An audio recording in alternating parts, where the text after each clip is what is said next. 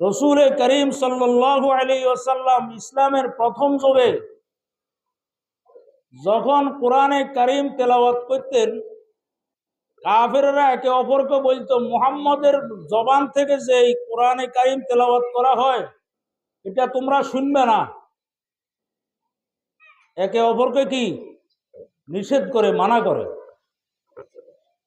হট্টগোল করিবা, বাজনা বাজাইবা, ডোল ফিটাইবা, যাতে করে মুহাম্মদের কোরআনের আওয়াজ কোনো মানুষের কানে পৌঁছতে না পারে।